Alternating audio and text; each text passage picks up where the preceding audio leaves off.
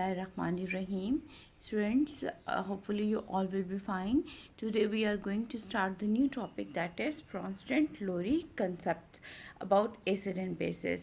According to that concept, acid is a substance that can donate a proton H positive ion to an other substance, for example HCl. And base is a substance that can accept a proton from another substance.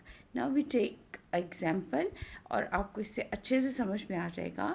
The reaction between HCl and ammonia. आप इसमें देख रहे हो HCl के पास H ion जो है वो मौजूद है, जो वो डोनेट कर देता है किसको, अमोनिया को, और as a result of that ammonium formation होती है और साथ में क्लोराइड आयन जो है वो प्रोड्यूस होता है.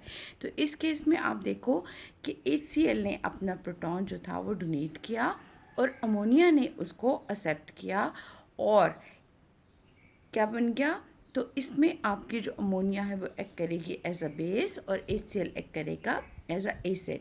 और जब कोई एसिड अपना प्रोटॉन डोनेट करता है, as a result of that जो न्यू स्पीशी बनती है उसको कॉन्जुगेट बेस कहा जाता है. और जब कोई बेस जो है वो प्रोटॉन को एक्सेप्ट कर लेती है और as a result of that जो न्यू सब्सटेंस बनता है उसको कॉन्जुगेट एसिड कहा जाता है. अब अगर हम इनको डिफ़ाइन करें तो कॉन्जुगेट एसिड की डेफिनेशन कुछ इस तरह से बनेगी. Conjugate acid is a species formed by accepting a proton by a base. कि जब कोई बेस किसी एसिड से प्रोटॉन एक्सेप्ट करती है तो जो न्यू स्पीशी होती है वो कॉन्जुगेट एसिड होता है.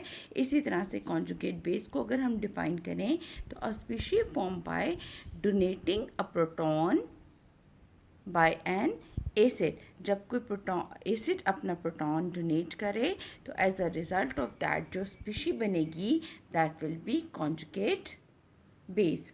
अब कुछ कंपाउंड जो होते हैं वो एम्फोटेरिक इन नेचर होते हैं. एम्फोटेरिक मीन ऐसे कंपाउंड जो एक्ट करते हैं as a acid as well as a base. For example water.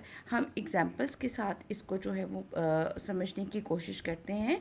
The reaction between acidic acid and water. In this case this is acid and water will act as a base, क्योंकि acid ने अपना proton जो था वो donate किया to the base और क्या बन गया, acetate ion which will act as a conjugate base and hydronium ion H3O that will behave as a conjugate acid. And we take another example, the reaction between water and ammonia.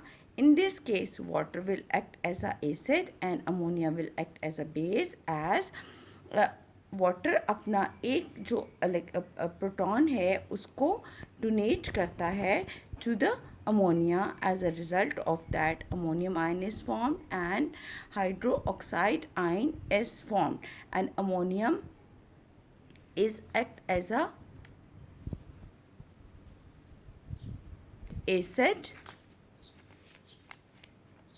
and hydroxide is acting as a conjugate base of that acid.